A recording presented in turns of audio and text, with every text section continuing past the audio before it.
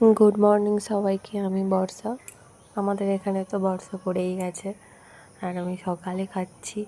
এটা তেমন কিছু নয়, এটা হচ্ছে গুড় জল। আর দেখো আমাদের পাশে চারদিকে বৃষ্টিতে ভেজা। এত গরমের পর অবশেষে বর্ষা এসেছে, খুব ভালো লাগছে।